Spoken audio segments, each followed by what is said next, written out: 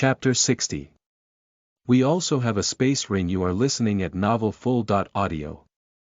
This space ring. Where did you get it? Fanny looked askance at Han Shoa and asked in shock. I bought it.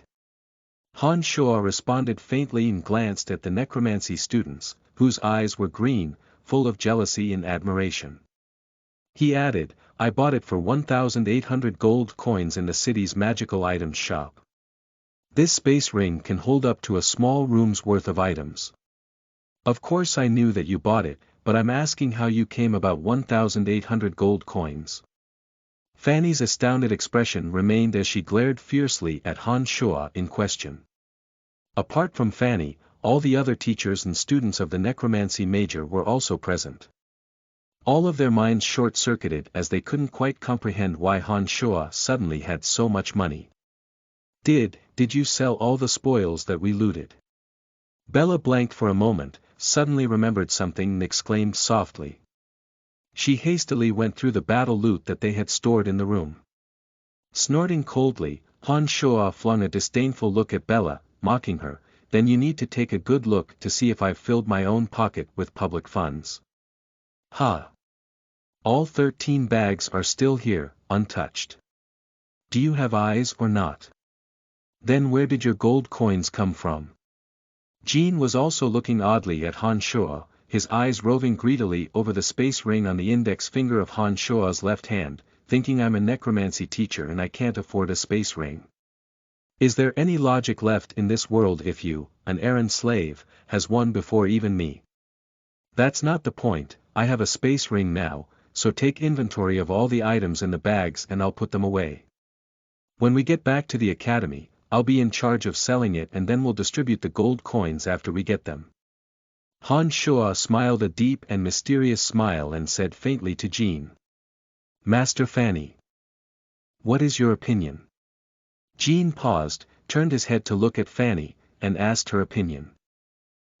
Let's do it this way then. Brian's accomplishments have been the greatest in us being able to grab these items. Since he has a way to dispose of them, let's do it according to what he said. After we receive the gold coins, Brian gets 40% and we can split the rest evenly. Fanny mused for a moment and proposed with a creased brow. Why is it that he gets 40%? We also put our effort forth too. Bach immediately raised faint dissent upon hearing Fanny's words. Indeed, he's just an errand boy, so he shouldn't receive so many gold coins. Bella had finished counting inventory and hastened to assent. Scratching his head, Han Shoa wore an honest smile as he raked his gaze over the two. He chuckled, then your meaning is. Bach and Bella had met many troubles at Han Shoa's hands during this entire expedition and had long since understood that Han Shoa's dumb, honest exterior was just a facade. His methods against enemies were brutal and cruel, and Bach and Bella had long since witnessed them. Seeing the honest expression appear on his face again, the two of them felt their scalps go numb and stammered, not daring to say much. All right, Brian, don't scare them. Then it's decided. If it weren't for Brian, you guys wouldn't even be alive at this point. Besides, we were the ones who gained these resources. You guys all went to chase after the orc wolf riders and didn't do anything. You're the ones with the least right to speak. Fanny rolled her eyes at Han Shoa first, then placed her hands on her waist and lectured Bach and Bella with an arrogant air. Since this is the case, I'll store these items into the space ring first. We'll hire horses to directly head towards Zajoski City. I've asked around and the orc wolf riders seem to have left after ravaging and pillaging all the nearby villages. I think we shouldn't run into any further danger. Han Shoa swept his gaze at the assembled and spoke lazily. When Han Shoa saw that Fanny, Jean and the others had all nodded in agreement, he released a tendril of mental strength and activated the space ring. With Han Shoa using his two hands afterwards, the 13 bags all disappeared one by one into thin air. The blue space ring on his left hand flashed with blue light 13 times. Under the admiring and envious gazes of the necromancy students and teachers, Han Shoa stored the battle loot into the space ring. He discovered that after storing 13 bags, the low-level space ring was already at max capacity and could no longer store anything else. The group of people took out more gold coins afterwards, rented a few battle steeds, and left Balthazar City. They made it back to Zajoski City in the span of 2 days.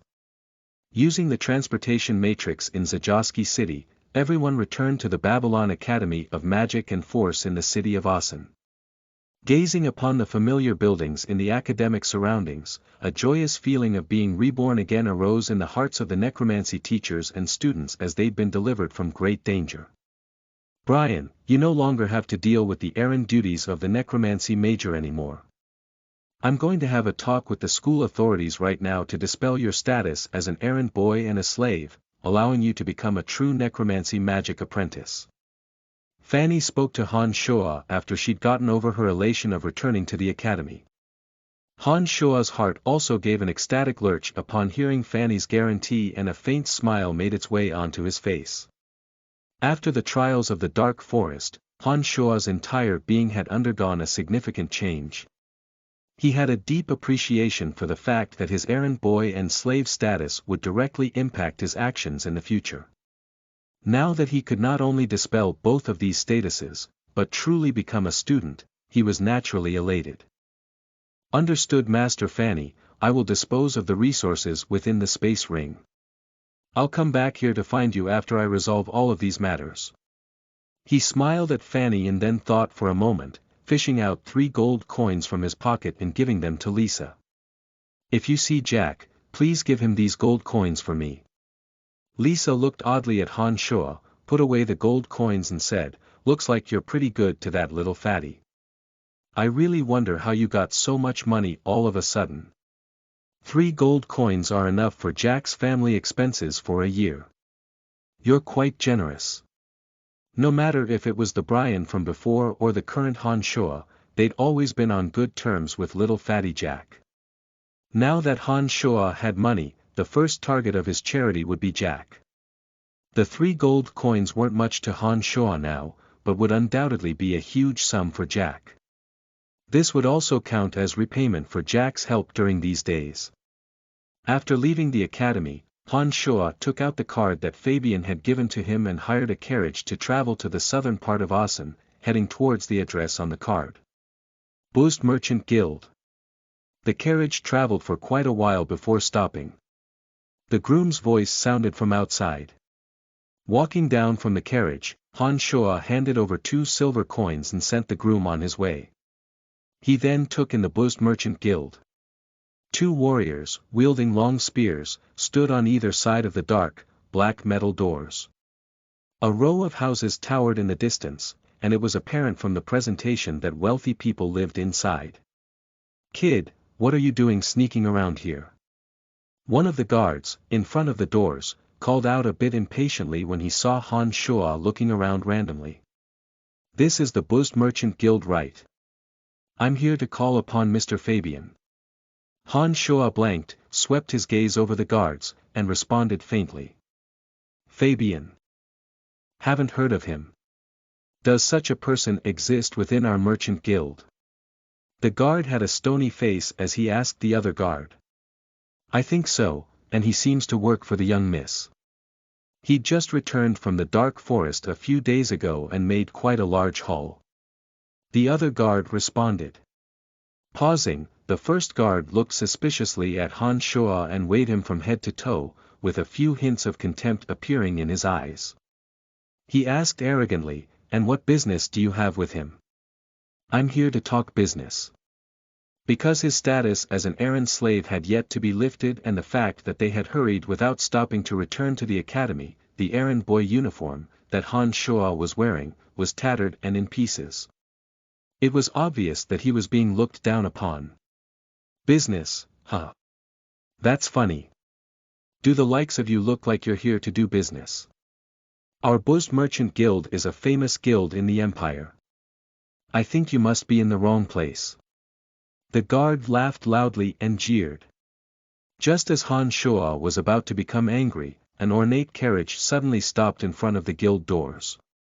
After 2 tall, bulky warriors dismounted, a young beauty stepped out from the horse carriage. The girl was tall and slender with a head of brown hair, wearing a dress embedded with diamond fragments. She looked classically elegant and gorgeous, but a faint trace of aloofness was on her stunning face. She had the naturally proud demeanor of someone born to a higher station in life. "What is the matter?" The girl stared coldly at the guards after she'd gotten out, speaking with a cool voice that was pleasing to the ear. "Young miss, he says he wishes to see Master Fabian. I felt that he was suspicious because he was looking around surreptitiously and is also wearing tattered, cheap clothing. I was questioning him." One of the guards bowed politely and explained. "You know Fabian?" This stunning girl creased her brow and flung a glance at Han Shuo, asking distantly. Han Shuo's eyes had been boldly roving over the beautiful girl's body when he abruptly came to himself after he heard the question. He immediately nodded. "Yes, I conducted a deal with Mr. Fabian in the Dark Forest. My name is Brian and I'm sure Mr. Fabian will remember me." "Brian. Brian. I think I've heard Fabian mention you. Since this is the case, why don't you come in with me?" She didn't look at Han Shuo again after she finished speaking and just walked inside. Han Shuo glared fiercely at the two guards at the doors and said in a low voice, "Idiots with no eyes." He then laughed and swiftly walked inside. Chapter 61. Embroiling innocent bystanders in trouble. You are listening at novelfull.audio. There was water flowing through an artificial mountain in the Buzzed Merchant Guild and the environment was classically elegant and luxurious. A hallway, paved with oval stones, ran through the entire building. Guards wielding long swords and javelins would walk by periodically. It would seem that the defense of this merchant guild was quite serious. While he had been in Balthazar, Han Shuo had sought information about the Buzzed Merchant Guild. He understood that this guild specialized in trade. To put it simply, the Buzzed Merchant Guild leveraged the footholds they had in all the merchant guilds in the empire to purchase resources and materials from all over the empire and then resold them to places in need, earning their profits from the price margins. This load of weapons and medicines from Droll would definitely be disposed appropriately if handed over to the Buzzed Merchant Guild. This was why Han Shuo had come in search of Fabian. Therefore, he was absolutely looking for the right person. Ednel.co. After traversing 3 hallways and walking for a few minutes, just as Han Shuo was reflecting that this Buzzed Merchant Guild was quite large, the young miss of the guild stopped outside a loft. "Farmar, go get Fabian. Giles, you stand guard at the door." You're called Brian, right? Come with me." The girl looked around a bit when standing before the door to the loft and then issued orders to the 2 strong warriors behind her. Han Shuo didn't chatter idly and followed the girl inside after nodding. Soft carpet met his feet and priceless drawing scrolls lined the walls. The room was decorated in an opulent and grand way with a vast chamber inside. A round table was placed in the center, and several chairs were placed around the table. The girl found a chair and sat down, then creased her brow without saying a word, as if contemplating something. Several strands of brown hair landed on her translucently white, clean forehead, setting off her fiercely furrowed brow and beautiful cheeks. She had lost a few traces of the aloof arrogance she'd held earlier and gained a few hints of melancholy. She didn't play host to Han Shuo and he wasn't shy about things either. He spun a chair around and sat down, taking in the room's decorations, as if nothing was out of the ordinary, sneaking a few glances at her every now and then. After a short while, that fatty Fabian came walking in with a fawning smile on his face. When he'd shut the room door, he quickly strode in and bowed in greeting to the girl. "It's so wonderful that Miss Phoebe has returned safely. This person has come to find you and says that he wants to do business with you. I also have to discuss a few things with you and so I brought him directly here." Phoebe nodded her head and said to Fabian. So it's Brian. It was thanks to you that I was able to escape from the evil hands of those forest trolls last time in the Dark Forest. I thought I would never see you again." Who would have thought that you'd come find me a few days after I'd returned to the Empire? What kind of business would you like to do this time? Fabian had plastered on a professional smile and asked Han Shuo enthusiastically. I have a load of resources with slightly murky origins. I was wondering if you'd be willing to purchase them off me. Han Shuo hadn't planned to say much with Phoebe sitting there, but then he thought for a moment and noticed that even Fabian seemed to follow Phoebe's orders. It looked like there was nothing to hide, and so he spoke candidly. Heh, this is definitely not a problem. Anything dirty that makes its way to our guild will become clean. Don't worry. Fabian turned his head to look at Phoebe in the distance and only responded with a sudden smile after he saw Phoebe nod slightly. Since that was the case, Han Shuo had no further need to conceal things and released a tendril of mental strength, withdrawing the 13 bags from the space ring. He spoke after placing them in the room. These are the items. Come have a look and see how much it's worth. Originally sitting there with cold aloofness, Phoebe's eyes swept a sharp gaze in their direction as Han Shuo took the items out one by one. She suddenly said, "These items come from the town of Droll, don't they? Judging from the bags holding the items, they should be the tools in which the Orc Wolf Riders use in raiding. Have you seized all of these from the hands of the Orc Wolf Riders?" Looking at Phoebe in surprise, Han Shuo thought privately that this girl's eyes were sharp indeed. She had guessed the particulars of the situation with just one glance. No wonder she was the young miss of the Buzzed Merchant Guild. Nodding his head, Han Shuo didn't conceal this information either. He smiled lightly and said, "Correct. I've seized these items from the hands of the Orc Wolf Riders." Phoebe had been wholly uninterested in Han Shuo prior to this, but her eyes lit up as soon as he'd finished speaking and she stared intently at him, sizing him up. She then opened her mouth and asked in astonishment, "You mean to say that you were the one who seized all these items from the hands of the Orc Wolf Riders?" "Young miss, Brian is a very strong mage swordsman.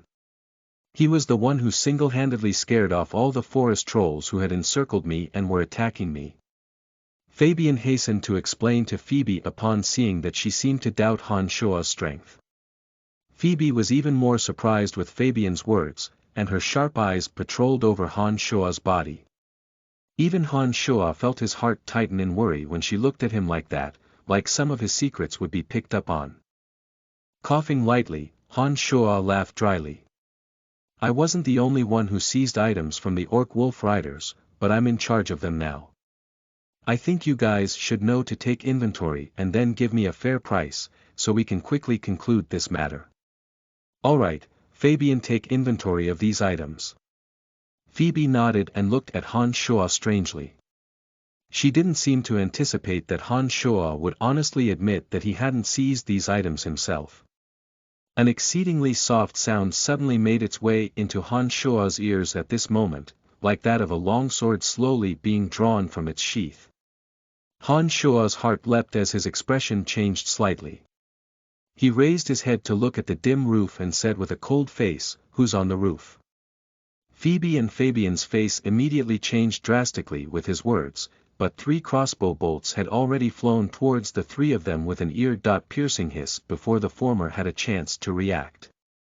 Han Shuo had originally been enraged because he'd thought that Fabian and Phoebe wanted to kill and rob him, but when he saw that the 3 crossbow bolts were shooting towards each of the 3 of them, that was when he realized that that couldn't be the truth. The ear-piercing sound at which the 3 crossbow bolts were slicing through the air with indicated how shockingly high the force and speed behind these bolts were. They were obviously fired by experienced experts. Han Shuo's facial expression was uncommonly calm at such a crucial moment like this. He leaned backwards and swiftly dodged the bolt aimed at him. His right hand had already drawn out his dagger as he chopped at the other bolt, which had been aimed at Fabian. The bolt, that had been aimed at Fabian, broke apart with a sharp crack as Han Shuo's right hand became abruptly numb under the extreme force of impact. His entire right arm twinged with pain. This allowed Han Shuo to understand that the force behind this crossbow bolt was incomparably fierce and vicious. If an ordinary person had been holding the dagger during the impact, his whole right arm would have probably been shattered to bits. Dawn. Phoebe suddenly fled in Han Shuo's direction with a face full of panic and fright. The chair she had been sitting on had already been pierced through by the crossbow bolt. The bolt had cleaved through the chair and was directly nailed onto the carpet. There was an even more durable floor beneath the carpet, so it was clear to see just how frighteningly strong this bolt's force was. Assassins! There are assassins!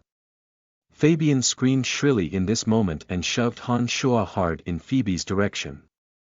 He called out urgently. "Brian, hurry and protect the young miss. As long as you can save our miss, I will pay you an additional 500 gold coins. Please." It looked like Fabian knew that Han Shuo wasn't the type to play hero and save a damsel in distress. His first thought was to use gold coins to buy off Han Shuo in this critical moment.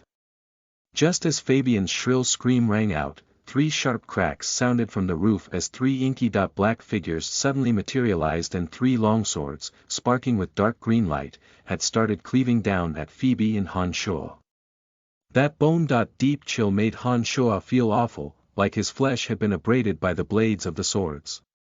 Dark green fighting aura, this meant that the attackers consisted of 3 senior knights. Han Shuo understood that with his strength, it would be difficult to fight one senior knight face to face. Facing off against 3 senior knights would likely lead to death. The purpose of the 3 people were obviously to kill everyone in the room. Even if he threw up his hands and retreated now, he would be hard-pressed to escape such a fate. The only way out was to delay things until reinforcements arrived. His magical yuan churning speedily, Han Shuo's body suddenly moved. Phoebe had already moved to front of him at this time. Han Shuo reached out his hand and grabbed her right hand, pulling her into his embrace. He held Phoebe's body and suddenly fell to the ground, abruptly rolling beneath the round table in the chamber. Polypola sounded violently from the top of the round table. The sturdy, round table broke apart into pieces over Han Shuo's head. 3 sharp blades shot directly at Han Shuo and Phoebe after demolishing the round table. At this moment, Han Shuo's necromancy incantation was already complete and the bone dagger-wielding little skeleton also materialized out of thin air. It rushed directly towards the first assassin. Beneath the table, Han Shuo lifted his left hand and the crossbow bolt hid in his sleeve shot abruptly at another assassin. Chapter 62. I like this big trouble. You are listening at novelfull.audio. Of the 3 longswords that had been about to stab into Han Shuo, one of them split off to handle Han Shuo's small skeleton. Another changed direction midway to ward off Han Shuo's crossbow bolt, and the remaining one pierced towards Han Shuo. Han Shuo pushed out with the hands wrapped around Phoebe and sent Phoebe rolling in Fabian's direction. His right hand clasped tightly around the dagger's handle, Han Shuo suddenly rushed out from behind the shattered round table. His magical yuan flowed onto the dagger and drew a pale purple arc in thin air, aiming for the long sword that was rushing at him. A metallic sound rang out along with a dull grunt from Han Shuo. His dagger-wielding right hand went numb again, and the forward momentum of his body was halted. He fell involuntarily down beneath the table as the assassin's body also shuddered and fell onto the shattered table. He had been wielding a sword with his right hand, but the collision just now seemed to have frozen his hand through usage of the mystical glacial spell fire from Han Shuo's dagger. His long sword suddenly swapped to his left hand and his ice-cold eyes swept over Han Shuo. The long sword stabbed forward again and a wave of wild fighting aura flowed into Han Shuo's body through his chest, taking advantage when he was off balance. The bone-piercing pain immediately spread throughout Han Shuo's entire body. When the dark green fighting aura surged into Han Shuo's chest, the magical yuan churned furiously and broke it into thousands, tens of thousands of strands, deftly entangling that cloud of fighting aura, preventing the fighting aura from spreading to other areas. Even so, Han Shuo still spurted out a mouthful of fresh blood and he fell down with unsteady steps. The assassin was now full of confidence upon seeing that Han Shuo had been filled with fighting aura from his sword. He didn't bother with another glance at Han Shuo after seeing he'd been hit, and directly turned his back to deal with Phoebe and Fabian, who were on the other side of the room. Except, there was no way that he could have realized how durable and strong Han Shuo's body was after countless reforging from magic. Add to that the wondrous effects of the magical yuan, what was originally a definitely fatal blow couldn't take Han Shuo's life at all. In the moment that he'd turned and was about to leave, Han Shuo suddenly sprang up from where he'd fallen on the floor like a ghost. A tendril of frosty light emanated from the dagger in his right hand, abruptly stabbing towards the assassin's back. The assassins were senior knights all right. He hadn't lost his sense of vigilance, even in such a critical moment. He turned his body in that crucial moment, and the long sword in his left hand once again sent out dark green fighting aura, blocking Han Shuo's stabbing dagger with a clang. Except, he defended against Han Shuo's dagger, but not Han Shuo's sniper shot. The crossbow bolt in his left sleeve shot out and fiercely pierced through the assassin's remote, merciless left eye. As he wailed out in agony and reached out his hand to cover his left eye, the dagger in Han Shuo's hand moved and a line of blood floated out from the assassin's neck. He fell listlessly, but solidly to the ground. At this moment, Han Shuo's left hand wiped away the fresh blood that was leaking from the corners of his mouth and tightened his grip on the dagger, calmly taking in his surroundings. The little skeleton wielding the bone dagger had actually started fighting one of the assassins. After countless refinements by magical yuan, the little skeleton was so strong that it was almost a bit perverse. The speed of its evasions and dancing bone dagger was extraordinarily high. Even when its body had been hit, the inky black skeleton only wavered slightly. The little skeleton would regain its footing whenever it stumbled backwards and came forward with another attack, making the assassin at his wit's end. On the other side, the assassin, who had broken the crossbow bolt that Han Shuo had shot towards him, had already dashed at Phoebe. Fabian was stricken with panic and fear and hollered frantically, "Be careful, young miss, Brian, help." Han Shuo started and with one glance, knew that it was too late to save Phoebe. He sighed lowly and was about to command the little skeleton and find a chance to slip out when something outside his expectations happened. Phoebe's eyes, in her panic-stricken face, were calm and aloof. When the dark green light from the assassin's sword came crashing down on her, when, unbeknownst to anyone, a thin, long dagger suddenly appeared in her hands. A milky white aura suddenly flared out from the dagger in Phoebe's hands like a blossoming lotus flower. A milky white fighting aura interwove with dazzling sword light, thoroughly swallowing up the assassin. Ah! A desolate wail sounded. When the dazzling, milky white sword light faded away, it was as if the assassin had been pierced by 1,000 sharp weapons. His entire body was pockmarked and blood flowed out from 100 holes. Not only was Han Shuo astounded, but even Fabian and the last assassin facing off with the little skeleton was also dumbfounded. It was no big deal if Han Shuo and Fabian were shocked, but when a break in the assassin's concentration appeared, his left arm was directly hacked off by the little skeleton. He cried out in agony, and Phoebe suddenly threw out the dagger in her hand when he was about to escape. The dagger sank into the assassin's waist and the last screaming assassin abruptly made no sound, falling solidly to the floor. Young miss, you're a swordswoman." Fabian's mouth had fallen open greatly, tongue-tied as he pointed at the coldly aloof Phoebe. He stammered out his question. Swordsmen were also similarly divided as knights. Swordsman apprentice, pale blue fighting aura, swordsman arms, dark blue fighting aura, journeyman swordsman, pale green fighting aura, senior swordsman, dark green fighting aura, swordmaster, white fighting aura, great swordmaster, silver fighting aura, and divine swordmaster, gold fighting aura. Han Shuo also hadn't thought that Phoebe had always been concealing her strength. It looked like Fabian didn't know either. Phoebe was actually a swordswoman at an even higher level than that of a senior knight's. With her strength as a swordswoman at her age, it would shock many if news of this was leaked. Looks like I went to unnecessary effort. Han Shuo laughed faintly as he chanted an incantation. The little skeleton, wielding a bone dagger standing there blankly, suddenly vanished without a trace. No, without your help, I wouldn't have been able to kill all the assassins from Shadow Ghost by myself. I would have been able to defend against them, but I wouldn't have been able to prevent their escape. Therefore, your aid was great help to me. I'm very grateful to you. Phoebe glanced at Han Shuo and spoke seriously. Phoebe's brow furrowed as she mused deeply after a moment, suddenly looking oddly at Han Shuo. She asked, Mr. Brian, why didn't I feel any fighting aura from your body when you made a move just now? And if I didn't see incorrectly, you've also trained in necromancy.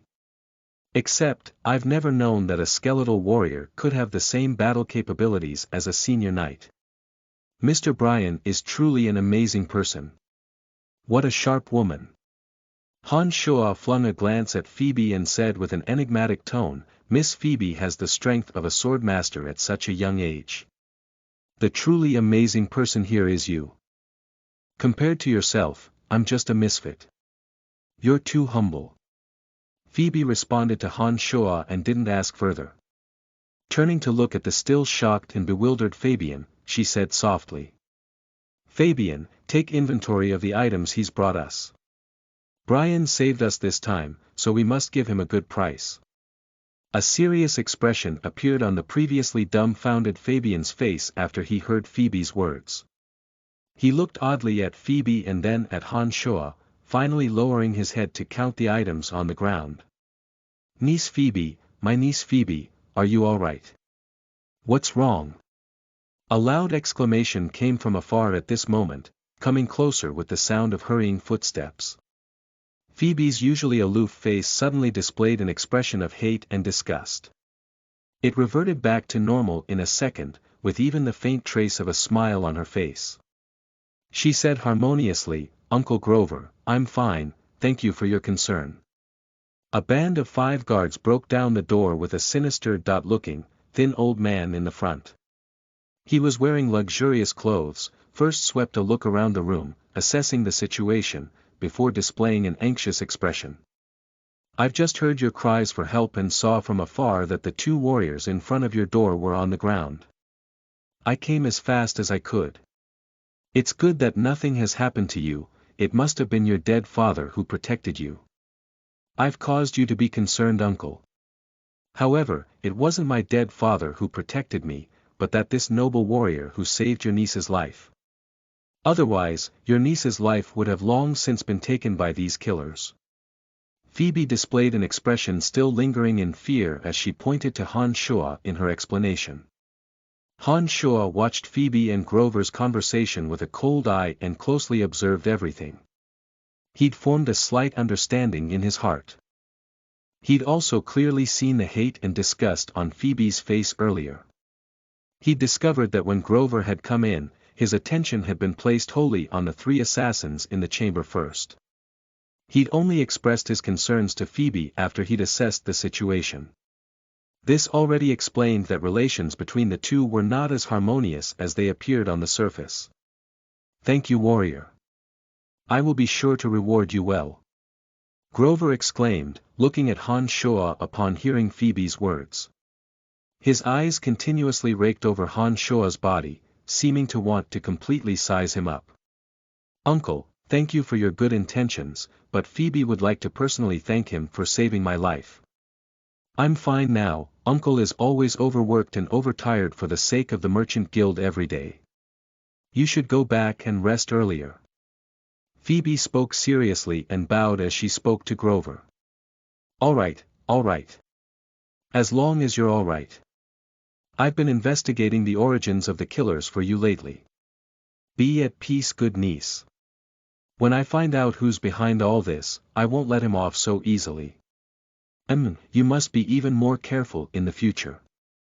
I'll be heading back now. Grover put on a hypocritical show of affection and turned, leading his men out the door. When he reached the door, he suddenly turned and looked at Han Shuo. Brave fellow, what's your name? Brian. Han Shoa bowed slightly and smiled urbanely as he answered. Nodding, Grover said, Brian, good name, good name. I'll remember you. Grover finally left the room after saying this. I think I've gotten myself into big trouble thanks to your purposeful actions. Miss Phoebe, how do you intend on compensating me? The faint smile on Han Shoa's face withered away when Grover left, and he stared coldly at Phoebe. Apart from the money for these resources, I will pay you 3,000 gold extra. 3,000 gold is enough to buy quite a few lives, what do you say? Phoebe laughed faintly, speaking softly as a wise and far-sighted light shone in her eyes. Han Shoa's heart shuddered as his face became adorned with a smile once more. He spoke in satisfaction, I like this big trouble. Chapter 63. Snobbish base person. You are listening at novelfull.audio. Han Shoa knew in his heart what 3,000 gold coins meant. This was indeed enough to buy a lot of lives. Even when he understood that he had been inexplicably embroiled into a sticky situation, his original anger was instantaneously crushed by gold coins when Phoebe mentioned the astronomical price of 3,000 gold coins. Don't be happy too early.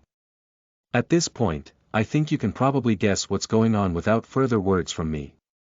The person who's purchased murder and wants Shadow Ghost to kill me is my dear and beloved Uncle Grover. My uncle has wealth that speaks louder than others. There are many skilled talents by his side who can make you die unknowingly. Besides, after the events of today, my uncle is sure to tell Shadow Ghost that you were the one who killed the 3 assassins. Shadow Ghost is a killer organization that is renowned for seeking revenge for the smallest grievances. I think you'll have many troubles ahead of you. Upon seeing Han Shoa's satisfied smile, Phoebe thought for a moment and felt that she had to speak up and warn Han Shoa. This has nothing to do with me. When I leave the Buzzed Merchant Guild, I'll hide myself well. Whether it's Shadow Ghost or your uncle, none of them will be able to find me. It won't be that easy for them to kill me. Han Shoa had already thought of these matters when he accepted this matter. After he left the Buzzed Merchant Guild, he would immediately conceal traces of his movement. After he'd given the gold coins to Fanny, he directly asked for some time off and made use of the transportation matrix hidden within the space ring to train at the Cemetery of Death for some time. He'd be able to avoid Phoebe's troubles in this way. I see, I'm at ease then since you've made plans already. I've pushed everything onto you because I didn't wish to reveal my strength too early. Otherwise when Shadow Ghost sends even stronger assassins, would be hard-pressed to handle them even with my strength as a swordmaster. Nodding, Han Shoa smiled, I understand. Since you've already paid gold coins for me to be your scapegoat, then I, naturally, have nothing to say. I have absolutely no interest in the internal affairs of your Buzzed Merchant Guild. If there's nothing else, can you take inventory of my items? I'll leave after receiving the gold coins. Alright, Fabian, take out the items in his bags and look them over. Fabian had calmed down by now and upon hearing Phoebe's words, immediately walked towards Han Shoa's 13 bags and took out the items within the bags one by one, counting them up. He finally said respectfully to Phoebe, Miss, these items should be worth about 4,000 gold. Plus the 3,000 gold I promised you, that makes 7,000 gold in total. Are you satisfied? Phoebe looked at Han Shoa remotely and asked. No problem, I think we will still have many opportunities to work together in the future. Except, this Buzzed Merchant Guild doesn't seem to be too safe. Can we switch to a different location next time we do business? Phoebe's black eyebrows creased in a pleasing manner upon hearing Han Shoa's words. She nodded afterwards, saying, that old thing's confidants are arranged all throughout the guild, I haven't dared to live here for extended periods of time. The old thing has dared to start something within the guild this time, this means he's becoming emboldened, secure in the knowledge that he has a strong backing. It looks like he must have bribed the others within the guild. Fabian, find me a new place to live. We move out today.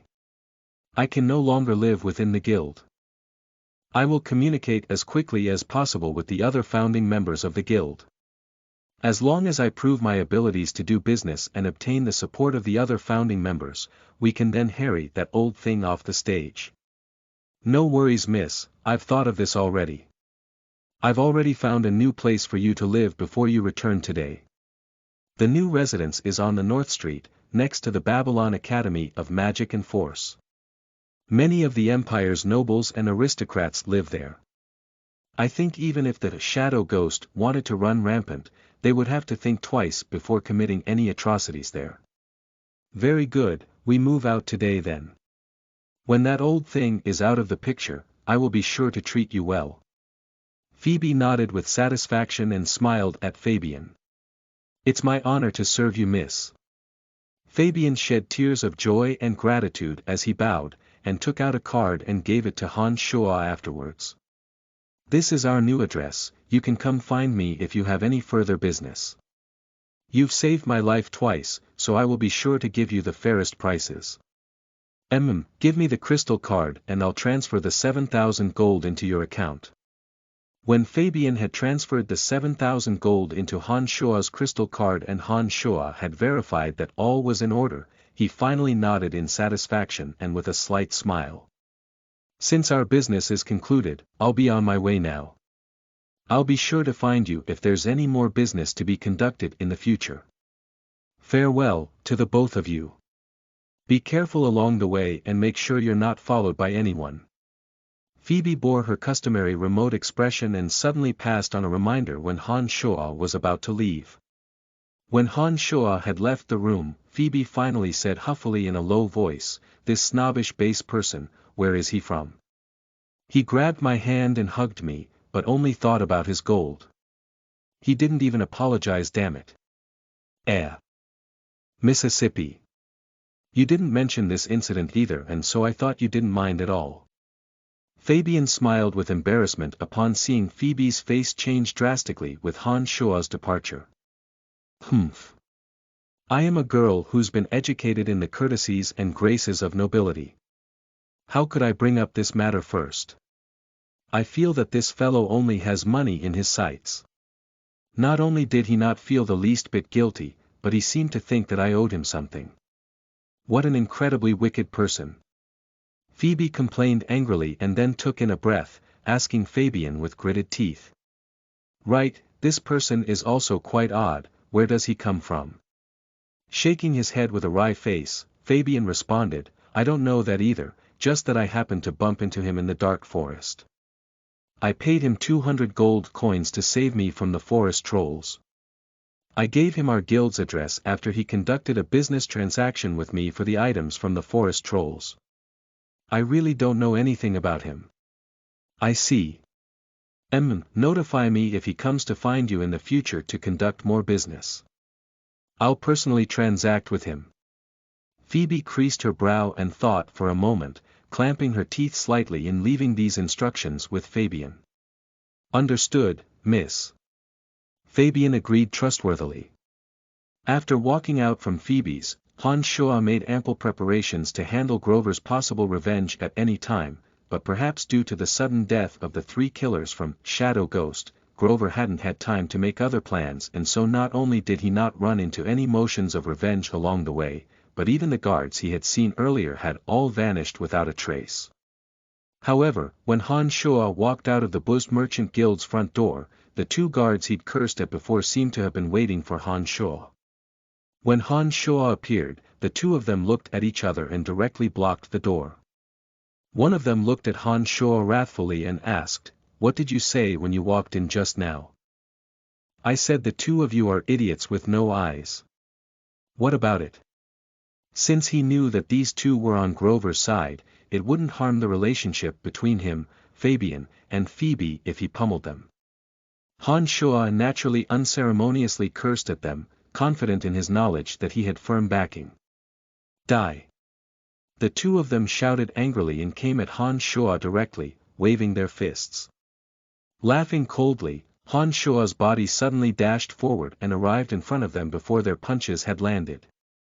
His left and right hands pressing down on their chests, the activation of the mystical glacial spell fire, and a faint cloud of magical air respectively tinged purple and red sank into their chests.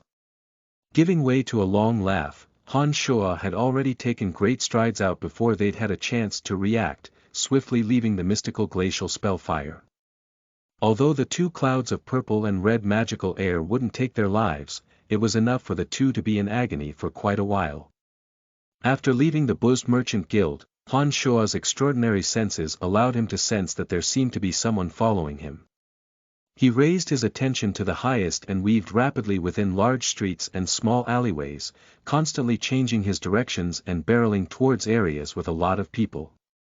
After quite a while, when Han Shoa felt that no one was following him, he found a random clothes shop and obtained a new set of clothes. He then hired a carriage and started out in the direction of the academy. Chapter 64. A New Identity. You are listening at NovelFull.audio. Babylon Academy of Magic and Force, Necromancy Major. After the trials of the Dark Forest, the Necromancy Major had obtained rich rewards. The ability of the students to handle matters had also similarly increased. When Fanny talked with the school authorities and displayed the magical creature cores that the Necromancy Major had obtained, she immediately received high compliments from the school headmaster, Emma. Emma was a woman who was around 70 years old and majored in space magic. She had long since advanced to the realm of Grand Magus and had once accomplished distinguished achievements for the Empire. Her reputation was quite illustrious within the Empire and she was highly valued by the king. Within the training fields of the Necromancy Major, Emma was wearing a loose-fitting black magic robe, gazing upon the necromancy students and teachers benevolently. She smiled faintly and said, "The Necromancy Major has had a very successful outing in the Dark Forest this time. It's said that you have greatly helped the Empire by destroying so many of the Orcs Wolf Riders. Master Fanny, I hope you lead the Necromancy Major to another level and revive the glory days of yesteryear for necromancy magic. I've agreed to all your requests, and the children also need to work hard. Thank you for your kind attention, Headmaster Emma. I think after this time's outing, the students of our Necromancy Major should have understood the importance of strength. I think they'll be even more studious and industrious when studying magic in the future and become competent mages for the Empire, being able to contribute to the Empire earlier." Fanny's face was serious as she gravely promised Emma. "Oh right, Master Fanny, why isn't the fellow that you've continuously complimented here? I'd love to meet this magical creature." Emma looked at Fanny with a smile as she asked gently. "Brian is traveling on some business. I think the headmaster will surely have the chance to meet him in the near future. He is a mage with very high potential. I can guarantee that it won't be long before Brian will become a very strong mage of the Necromancy Major." Emma nodded her head in gratification and smiled. "I look forward to his growth and hope that you will all rally the Necromancy Major to its past glories." After she'd said those words, Emma's body twisted like that of a reflection in water, giving others an exceedingly unrealistic feeling. White light flashed afterwards, upon which Emma vanished without a trace. As an archmage of space magic, Headmaster Emma has already grasped the true meaning of space magic and can directly transfer her body through short distances. "Don't be shocked, everyone," Jean hastened to explain after seeing the students emitted astonished gasps after seeing Emma suddenly vanish. "Amazing magic indeed."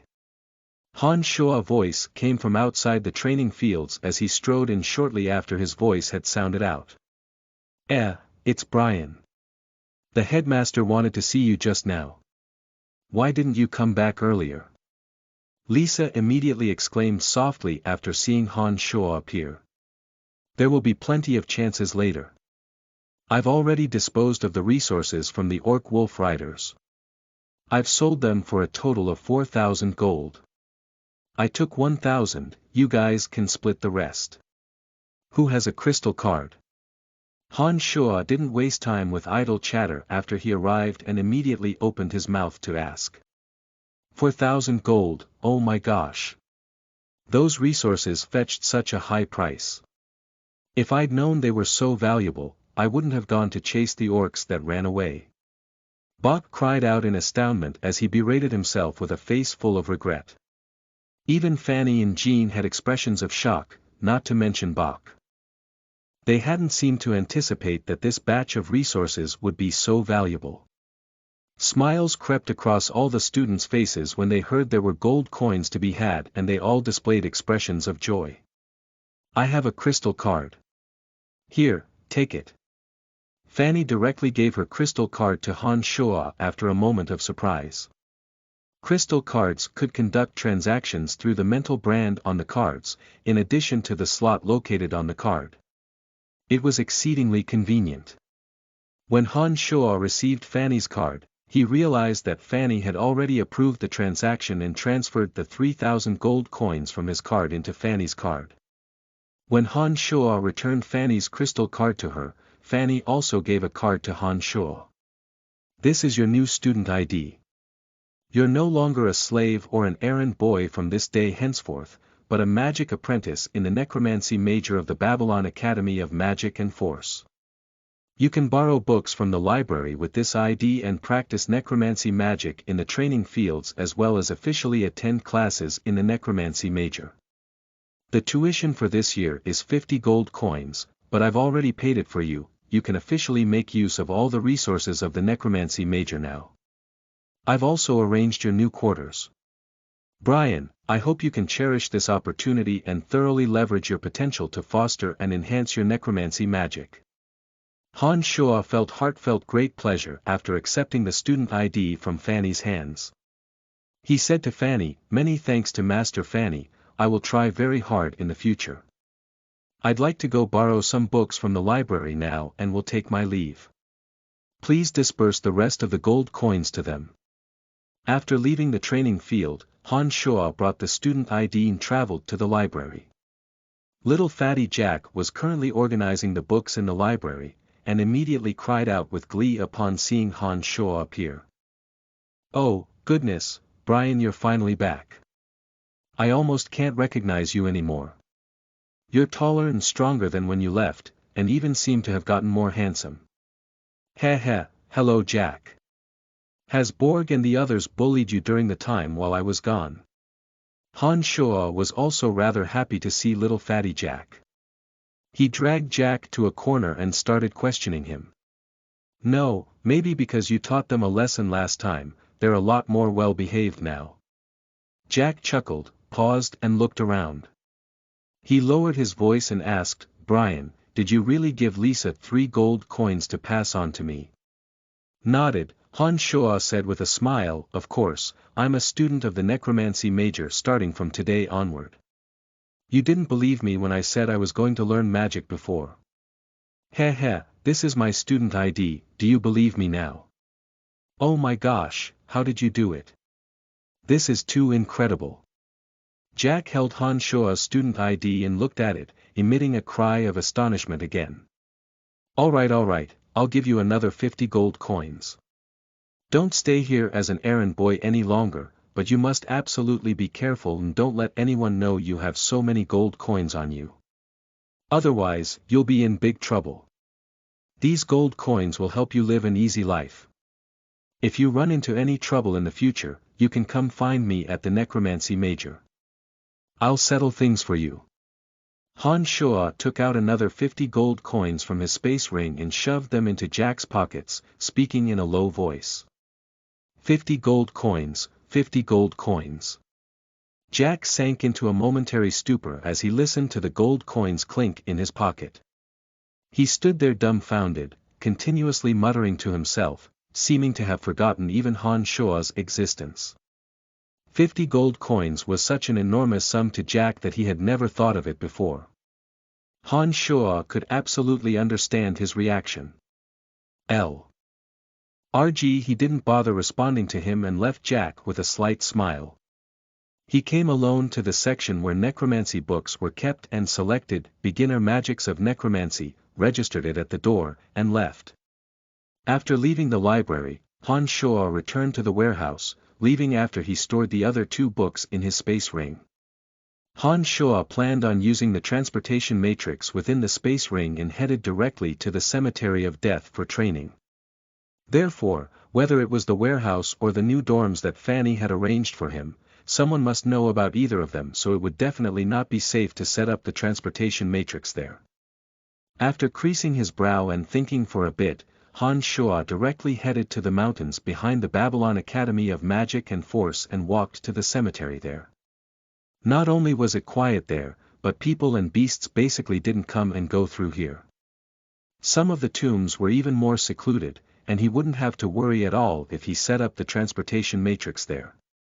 Arriving at the random tombs on the mountains in the backmost land of the academy, Han Shuo searched for the most isolated tomb and even moved a large piece of rock to the tomb's entrance. He moved the large rock after he went instead, sealing off the tomb entrance. After finishing these tasks, Han Shuo took out a candle from his space ring and lit it. He discovered that apart from being a bit damp, the tomb was still relatively clean. The various racks of broken bones on the ground was absolutely not sinister to Han Shuo training in necromancy magic, but he rather felt that they were familiar and warm. Tidying up the inside slightly, Han Shuo thought carefully and finally summoned out the little skeleton. Using the dagger within the tomb, he cleared a new, small area within the tomb. This new area was in the blind spot of the tomb, and Han Shuo could only enter it when he turned to the side. Although the space inside was a bit bigger, it could only contain Han Shuo alone, similar to the closet of an ordinary room. Observing everything carefully, Han Shuo finally took out the 6 magical sticks when he confirmed that this area was secure enough. He arranged them according to the diagram of the 6-pointed star, standing in the middle of the diagram and activating the matrix with his mental strength when all was done. White light flashed by and Han Shuo opened his eyes to discover that he'd already appeared within the dark forest, inside the large magical matrix in the center of the great hall within the mysterious Cemetery of Death. The mysterious Cemetery of Death is a country that belongs to me alone in the future. Han Shuo gazed around his surroundings and muttered in satisfaction. Chapter 65. A quick way to train. You are listening at novelfull.audio.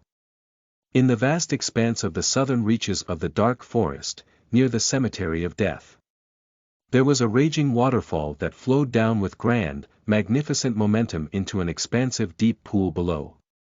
There was a bubbling stream that ran off the side of the pool and forked into 3 directions. The towering trees by the side of the pool were luxuriantly green and all sorts of bizarre and exotic large stones could be seen everywhere. Fish could be seen swimming in the clear, crystalline pool waters. The silvery sheen of flowing water cascaded down like the Milky Way, concentrating in the pool below and emitting loud roars. The water flowing down like a long river spewed violently, crashing down onto the random rocks below and giving cause to impressive traces of water, splashing down on all 4 sides. There was a hard piece of round stone in the corner, slightly off to the side of where the waterfall crashed down. A naked person sat on the round stone and the muscles on his body were evenly fit and full of energy. His legs were crossed as he sat on the round stone, using his body to withstand the violent force of the strong cascade of water. The agitated water currents sounded out with loud polypola sounds when they landed on the surface of his body. His body wavered slightly, the expression on his face was cold as the meridians on his body bulged and pulsed. A faint, black light seemed to sparkle over his flesh and skin. This person was naturally Han Shuo. After he'd arrived at the Cemetery of Death, his first order of business was to thoroughly digest the fighting aura that the shadow ghost killers had left in his body. After his magic level ascended from the solid realm to the open passages realm, Han Shuo's body had been reforged again. Even the behavior of the fighting aura within his body had also changed. Previously, when he had visited the Buzzed Merchant Guild, the fighting aura that had cleaved its way into Han Shuo's body had always been enclosed by the magical yuan. Han Shuo had originally thought that things would proceed as they'd always had, with the magical yuan slowly being absorbed as Han Shuo went about his business. However, the truth proved that Han Shuo's judgment was wrong. The fighting aura wasn't digested and absorbed by the magical yuan like he had suspected. On the contrary, the magical yuan seemed to be slowly and purposefully loosening its restraints, letting this cloud of fighting aura continuously run rampant within Han Shuo's meridians, causing continuous damage to Han Shuo's meridians and even breaking a few bones beneath the stress. Logically speaking, this should have been a very painful matter. However, Han Shuo astonishingly discovered that the meridians and bones, that had been damaged by the fighting aura, once again underwent some sort of change. The reforged meridians had become more tensile and widened compared to before, and the magical yuan circulated at a much higher speed here than compared to the other areas of his body. The bones were also similarly much more durable. After understanding this, Han Shuo discovered to his great joy that if he continued training at this speed, then according to the rule of magic rebuilding after a breakthrough, the training speed of the open passages realm would be several times faster than the speed of normal training. Whilst he was remarking with emotion that practicing magic was indeed a path of masochism and death, Han Shuo happened upon this waterfall. According to the importance of building up one's body while practicing magic, Han Shuo suddenly had the unique thought of utilizing the waterfall's force to practice magic. The truth proved that Han Shuo's thought was absolutely correct. Just as Han Shuo was using his physical body to withstand the force of the violent waterfall on one hand, while experiencing the pain brought about by the fighting aura wreaking havoc in his meridians on the other, the speed of his magic training progressed at an astonishing pace. The meridians that were ravaged and broken by the fighting aura all became incredibly, pervertedly stronger. The force within the center of the waterfall was the greatest. Han Shuo had only tried it for a brief moment before seeing stars from the enormous force. He held on for 3 seconds before almost fainting dead away. In his resignation, he could only rely on a corner to train in which the waterfall wasn't too violent, hoping that once his physical body was strengthened, he would be able to stand in the most wildly raging center to withstand the largest amount of the waterfall's force. He caught fish to bake a meal when he was hungry, and used the rest of his time to practice magic. After who knew how long, Han Shuo suddenly realized that the training speed of the open passages realm had slowed down again after the fighting aura, that the assassin had left in his body, had disappeared completely. Looks like I need to think of another way to hurry and break through the open passages realm. It doesn't seem to be the thing to do in order to keep training so slowly. Han Shuo muttered to himself as his body was as agile as a large fish, flying through the pool beneath the waterfall. His 2 hands probed out like lightning in the pool, grabbing 2 strange-looking fish. He swam back to shore, put his clothes back on, and took out his fire-starting implements to bake the fish. When Han Shuo had eaten his fill and planned on returning back to the cemetery of death, his ears heard the faint sounds of footsteps. Han Shuo's senses were now more and more perceptive. He focused his concentration and then shot swiftly towards the origin of the sound. There was danger lurking in every corner of the dark forest. Not only were there high-level magic creatures, all sorts of exotic races and numerous adventurers on exploration, Han Shuo had even seen a silvery, long dragon one day, flying to an even deeper portion of the southern region of the dark forest. Dragons were the mightiest existence in this world. Legend said that their bodies were as tough as iron rocks and their mastery of incredibly powerful magic was high. It was an exceedingly strong advanced magical creature that was a level higher than a level 1 magic creature. Every dragon boasted of unparalleled power, and the appearance of a dragon often meant that treasure existed nearby. Every warrior that could slay a dragon received the respect and admiration of all. Of course, with Han Shuo's current strength, he wouldn't be so foolish as to go be some dragon slayer, but the appearance of the silver, long dragon had alerted Han Shuo to the fact that an even more frightening region existed deeper within the dark forest. After a while, Han Shuo arrived at the scene where the sounds had originated. After he'd taken in his surroundings, Han Shuo smiled involuntarily. Who would have thought he'd run into familiar faces here? 10 swarthy dwarves with long, braided mustaches standing only a meter tall were wielding iron hammers, pickaxes, and spades used for mining ore and using them to fight against 30 or so forest trolls.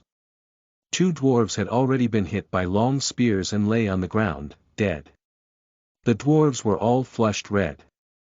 Although they knew they wouldn't win against their enemies, none of them retreated and fled. They all stayed where they were, doing battle against the forest trolls. Han Shuo no longer professed complete ignorance of the wondrous races of the profound continent. Dwarves possessed extraordinary beer brewing abilities and were even more adept at forging weapons. Their personalities were conservative and valued beer as much as they valued their lives. Their temper was stubborn and fiery, but once someone gained their friendship, their generosity would know no bounds. Looking at the dwarves still raising their hammers and pickaxes, hollering and shouting bravely, wholly unafraid of death, even though they were no match for the forest trolls, Han Shuo actually felt a bit kindly disposed towards these dwarves. Han Shuo also thought that the 2 areas in which dwarves were proficient in may be of some use to him, so he only thought for a brief moment before suddenly rushing out, slashing quickly with the dagger in his hand, resulting in the fall of one of the forest trolls. When Han Shuo was standing between the forest trolls and the dwarves and had summoned the little skeleton after chanting an incantation, the green face of the forest troll leader turned very ugly indeed, fearfully calling out, "That evil human has brought the demon back. Retreat, retreat." These forest trolls were obviously very afraid of the little skeleton with 7-boned spurs on its back. As soon as they saw the dagger-wielding little skeleton appear, they actually broke up in an uproar under direct orders of the forest troll leader. "Mighty warrior, Bennett, thank you for your help."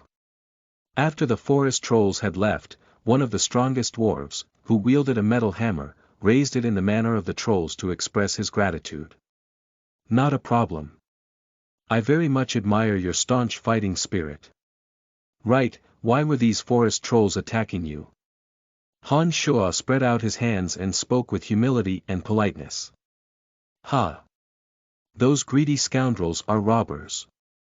They never put themselves to work and only think of how to rob others.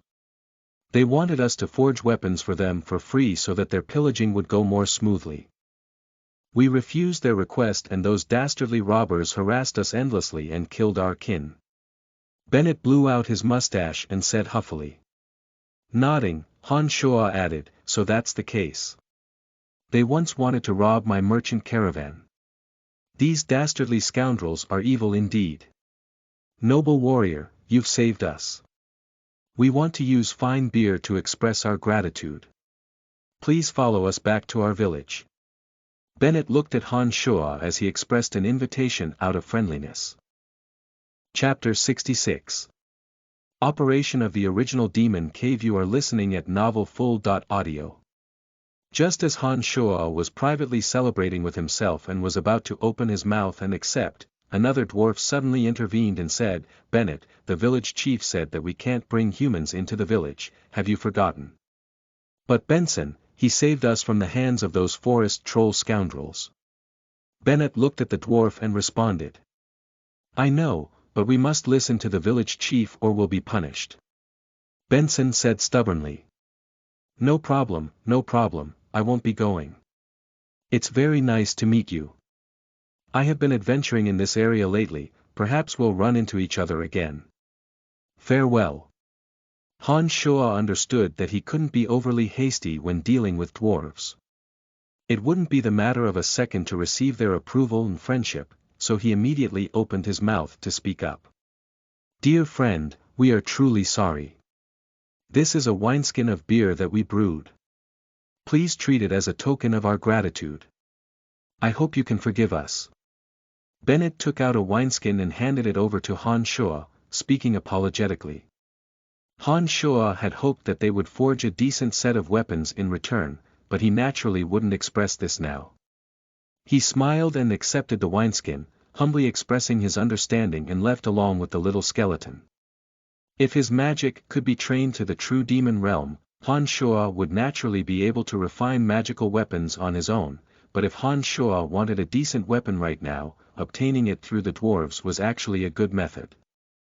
There was a magical treasure called Demon's Lair Edge. It was a bit longer than a dagger, but a bit shorter than a sword. Its 2 edges were cuttingly sharp without parallel, and its tip a keen triangular spine. After activating it, the demon's lair edge would reap enemy heads in mid-flight. It was an incredibly frightening weapon left behind in Chu Tsanglan's memories. With Han Shua's current magical training, he definitely couldn't refine iron items and directly create the magical treasure demon's lair edge.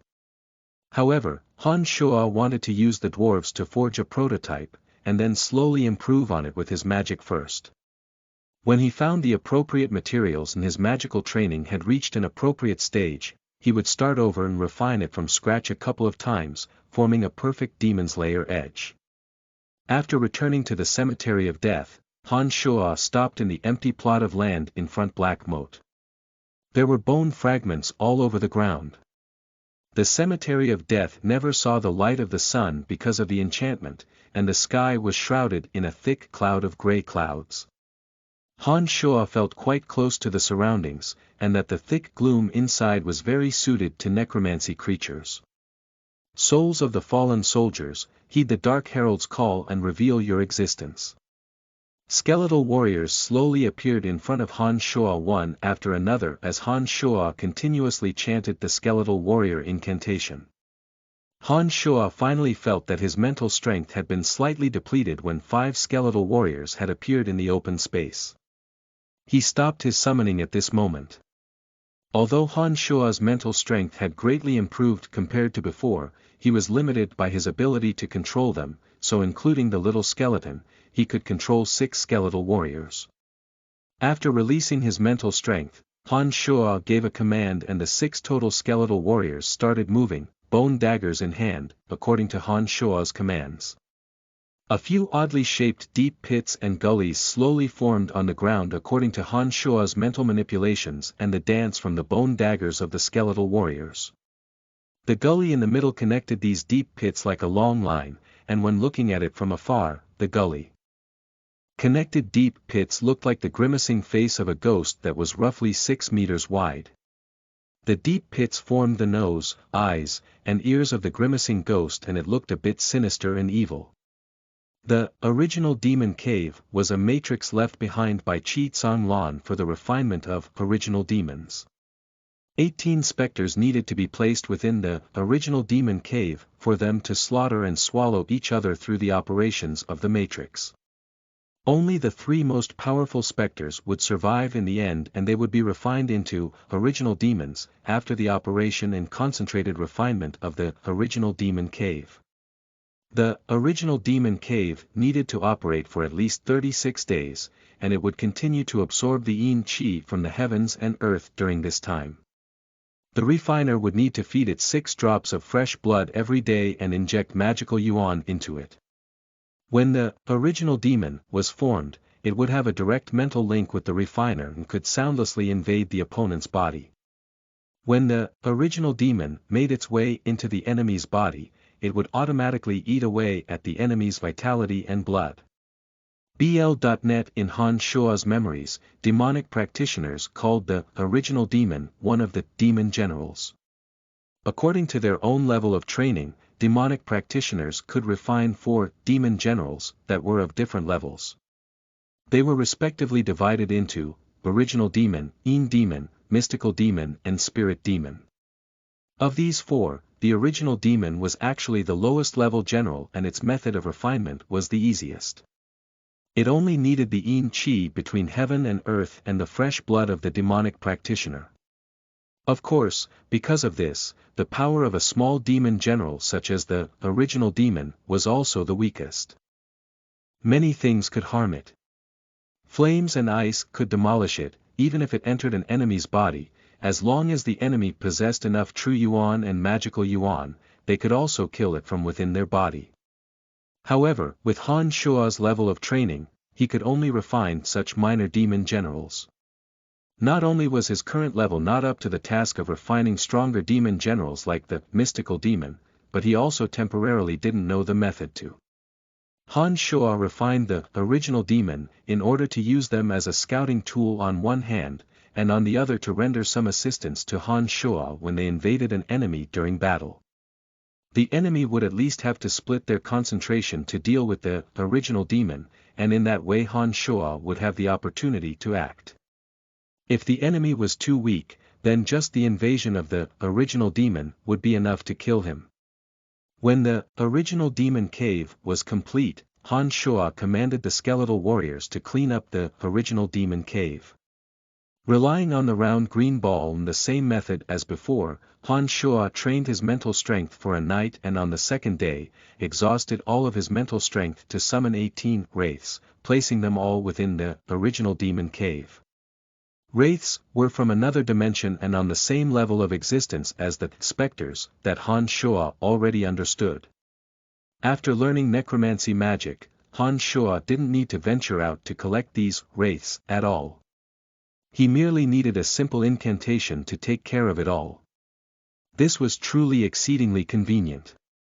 When the 18 wraiths had entered the original demon cave, a chilly wind suddenly whipped around the surroundings and currents of cool presence aggregated from all over the cemetery of death and into the original demon cave. The concentration of the Yin Qi greatly exceeded Han Shuo's expectations. At this moment, Han Shuo suddenly remembered that whether it was necromancy magic or his training of magic, they all walked the path of evil. These two roads were both different and evil cults in their respective worlds. They had much in common, and it was half the effort with twice the results when they were used in tandem, saving Han Shuo much effort. When the original demon cave had absorbed enough Yin Qi, the grimacing outline of the ghost face that formed the original demon cave suddenly seemed to become alive, twisting with endless changes. Spheres of black air rose from the 7 orifices of the ghost's face. When he saw this scene appear, Han Shuo immediately understood that all was as his speculations. The wraiths could act as pseudo-specters and become the foundational material of the original demon cave. As Han Shuo bit his finger and dropped in 6 drops of fresh blood in the original demon cave, and after he infused it with his magical yuan, the 18 wraiths suddenly sank into a berserk fervor and emitted ghastly screams. Continuously battling and slaughtering each other to vie over the 6 drops of fresh blood. Done. Now I just need to wait 36 days for 3 Yin demons to form. Han Shuo smiled as he looked at the original demon cave and turned his head to look at the skeletal warriors on the side. He suddenly realized that the magically refined little skeleton seemed to be attracted to the original demon cave. It set 1 foot into the original demon cave without Han Shuo's orders and lay lazily within one of the deep pits. It actually crossed at 2 calf bones and displayed an odd posture. That odd posture looked like enjoyment. Han Shuo was dumbfounded as he sent out his mental strength and was prepared to command the little skeleton to leave the original demon cave. However, he felt the little skeleton's joy in his heart, greatly startling Han Shuo. He glanced with a look of surprise and shock at the little skeleton leisurely relaxing in the original demon cave. After a while, Han Shuo was still unable to understand what was going on. He observed the original demon cave, discovered that it was still operating as usual, and that the wraiths were still killing each other within it, seemingly unaffected. Han Shuo shook his head, muttering, "The little skeleton is becoming odder and odder. Ah, forget it, it doesn't look like it affects the matrix operations. I'll just leave him be." He murmured to himself as Han Shuo walked to the cemetery of death, planning on studying the book of beginner magics of necromancy. He wanted to proceed on 2 fronts and break through both simultaneously. Chapter 67. Sharing in the secrets of the dwarves. You are listening at novelfull.audio. Han Shuo stayed within the cemetery of death for the next couple of days, studying the book of foundational magics of necromancy, on one hand, while looking after the original demon cave. Utilizing the round green ball, that most likely originated in the cemetery of death, Han Shuo would receive a large increase in mental strength whilst experiencing a high degree of agony and pain in his mind.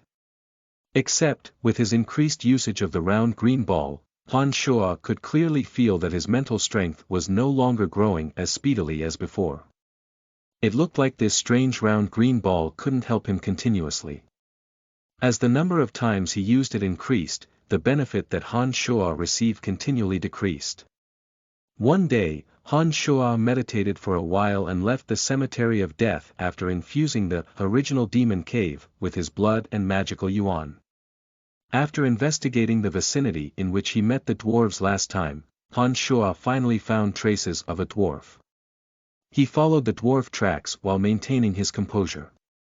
After walking for a while, he finally discovered that the dwarf tracks had stopped in front of a highly concealed cave entrance. There was luxuriant shrubbery near the entrance of the cave, and the surroundings had obviously been fixed up. If it weren't for a dwarf moving aside the large patch of leaves, Han Shuo wouldn't have been able to discover that there was a cave here.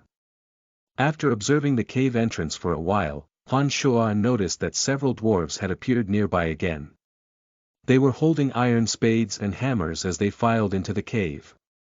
After a short while, the dwarf who'd given Han Shuo the bag of beer, Bennett, was helped out of the cave by two dwarves. He seemed to have been injured. A soft sound came from afar. Han Shuo's ears were sharp and could immediately tell that it was likely the sounds of magical creatures approaching. He crouched on the branch of a big tree and waited for a while.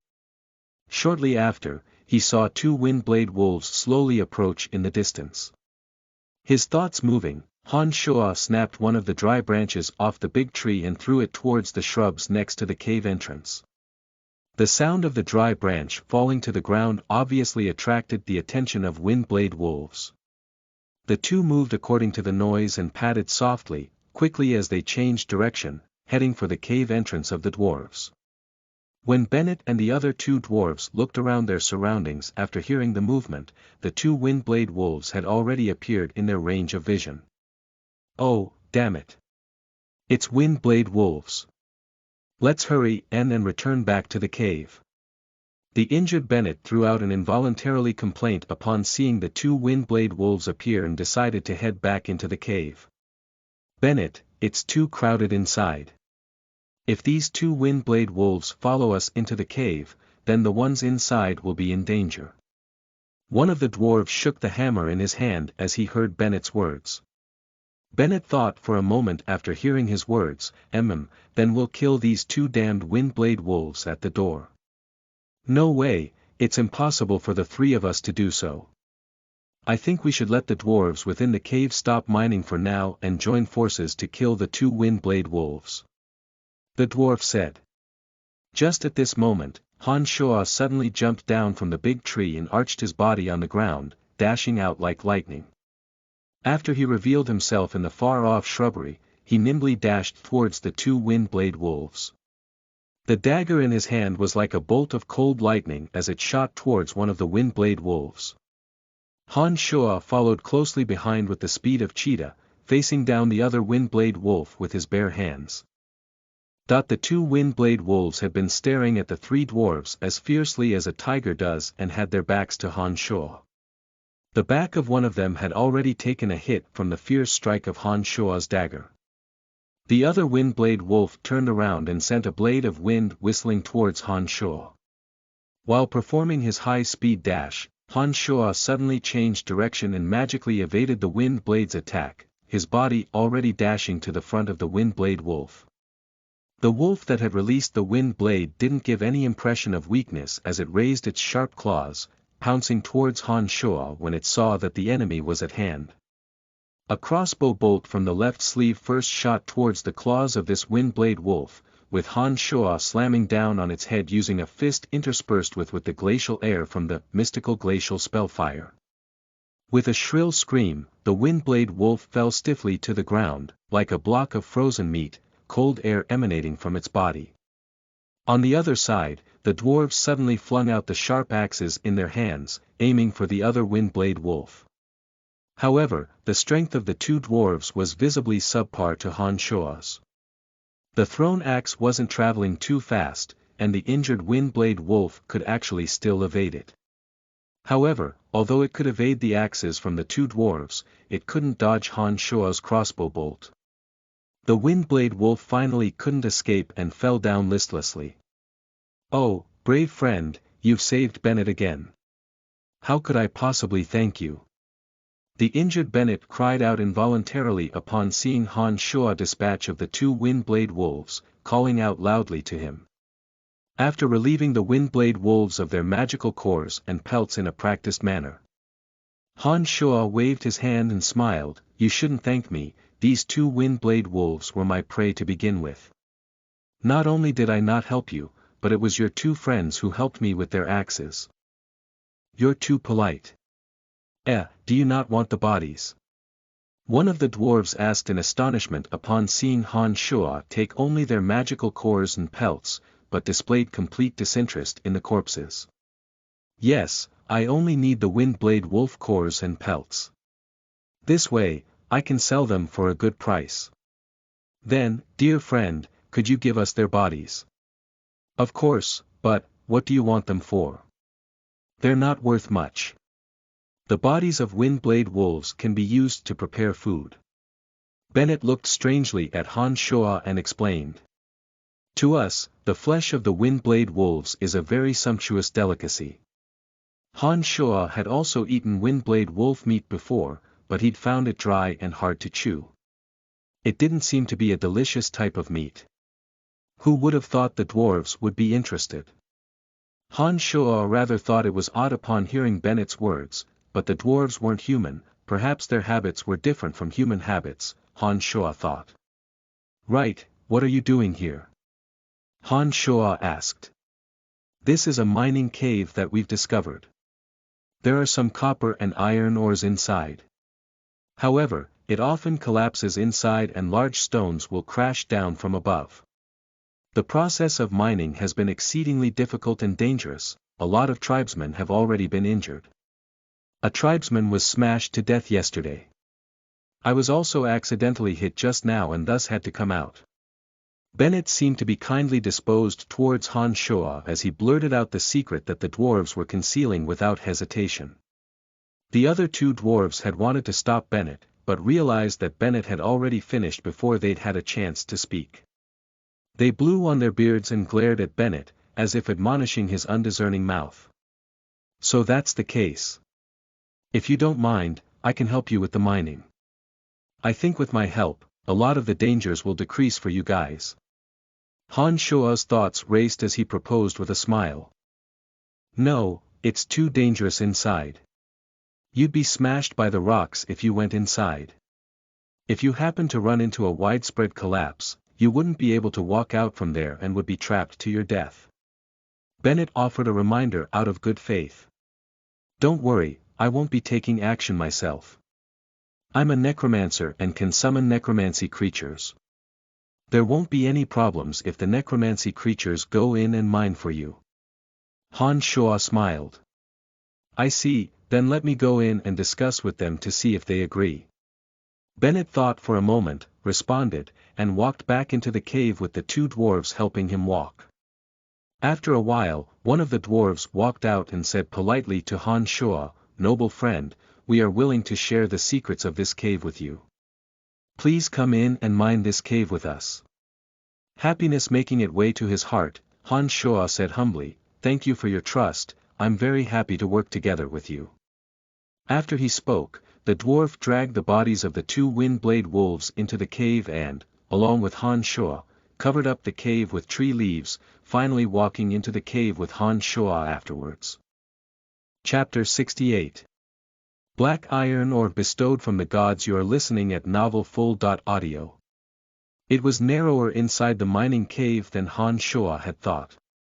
The dwarves had shorter statures and could walk around with ease, but Han Shua found it a bit inconvenient. Even with the light from oil lamps along the way, it was still rather gloomy inside the cave. After a few minutes of walking, Han Shua had to start stooping his body. The farther down they walked, the danker and more humid it got. Broken shards of stone could be found all over the ground, and when Han Shua discovered that it was becoming difficult to progress even when stooped over, that was when the three dwarves finally stopped. The dwarves ahead held metal spades and hammers in their hands, exerting themselves to the utmost as they mined. The sounds of tapping rang out continuously. When they discovered that Han Shua had come in, they all involuntarily stopped their motions and measured up Han Shuo with suspicious gazes. The cave will become more and more spacious as we make our way past this narrow juncture. Although there are more iron and copper cores inside, rocks rain down from above when we transport the ores. There was a collapse a few days ago, and we spent an enormous amount of effort to reopen the path. Bennett leaned back somewhat tiredly on the hard rock wall as he looked at Han Shuo when explaining. Nodding, Han Shuo said, "All right, make some space for me. I'm going to summon the skeletal warriors and have them go inside to mine the ore." In accordance with Han Shuo's instructions, the dwarves cleared out of the area, starting from those furthest inside the cave. When there was no longer any dwarves within the cave, Han Shuo started the necromancy magic incantation. 7 skeletal warriors, in a row, appeared within the passageway, completely blocking it off. Han Shuo had only been able to control 6 skeletal warriors originally, but now that he had meditated using the round green ball, his mental strength had improved again and was now able to manipulate 7 skeletal warriors simultaneously. "Put your iron spades and hammers on the ground. I'll command the skeletal warriors to use your tools and mine the ore inside." After the 7 skeletons had appeared, Han Shuo looked at and spoke to the dwarves who had retreated. The dwarves hesitated upon hearing Han Shuo's words, and then flung out the mining tools in their hands one by one upon Bennett's persuasion. Han Shuo manipulated the skeletal warriors, commanded them to cast out the bone daggers from their hands, and pick up the mining tools on the ground instead. Each of them arched their bodies and slowly plodded into the depths of the mining cave. A wraith was released and floated into the depths of the cave along with the skeletal warriors, according to Han Shuo's instructions. With the aid of this wraith, Han Shuo could observe the environment surrounding the wraith. With the wraith leading the way, Han Shuo could observe the sights of the depths of the cave as if he were there in person. It was as the dwarves had said, the skeletal warriors had to stoop and slowly thread their way through an exceedingly narrow entrance, after which the space became increasingly larger. Except, there were no light facilities inside. Thus, Han Shuo was unable to clearly see all of his surroundings. As the wraith and the skeletal warriors covered a large distance, to the point where Han Shuo felt that he would no longer be able to manipulate these dark creatures, he issued the mission to start mining ore. According to the wraith vision intermediary, Han Shuo focused his concentration and manipulated the 7 skeletal warriors to start tapping and hitting the ores around them. Loud rumblings noises sounded out, accompanying the skeletal warriors' movements. After a short while, Han Shuo could clearly feel via the wraith that because of the skeletal warriors digging, the rocks at the top of the mining cave had started to shift. Some large rocks actually fell down after a while, directly smashing the skeletal warrior in a pile of bone fragments. Focusing his concentration, Han Shuo closed his eyes and stood in front of the dwarves, carefully manipulating the skeletal warriors. He sent the wraith floating to the top of the cave and observed the loosened rocks with utmost care. He would hastily send the skeletal warriors dodging to the side whenever the rocks fell. After proceeding like this for a while, another skeletal warrior was directly smashed to smithereens by another large rock. Han Shuo's mental strength was severely depleted and he felt a wave of vertigo in his mind. He immediately understood that he had overexhausted his mental strength and hastily commanded the remaining 5 skeletal warriors to stop mining ore, pick up the ore fragments that they'd extracted, and start moving them backwards. When the 5 skeletal warriors started moving the ores on the ground one by one to the narrow pass, the dwarves on Bennett's side cheered and started walking to the pass without waiting for Han Shuo's instructions. They picked up the ores from there and moved them safely to Han Shuo's side. After this went on for a few minutes. Han Shuo felt that his mental strength could no longer sustain the skeletal warriors' continued actions and so immediately and decisively chanted an incantation again, sending the remaining skeletal warriors and the wraith back to the other dimension. At this moment, the cave opening in front of Han Shuo was already filled with dozens of large and small pieces of ore. The dwarves cheered as they fell over each other to free the ore from the surrounding rocks, placing the ore into the packs behind their backs. Oh, dear friend, because of your help, our haul today is greater than the amount of ore we've obtained in a week. These adorable iron and copper ores can be used to forge beautiful weapons after they've been refined. What a joyful happening! Although Bennett was very tired due to his injuries, he was in extraordinarily fine spirits now as he gazed upon his companions jubilantly knocking off the excess rock and picking up the ores. He excitedly expressed his gratitude to Han Shuo.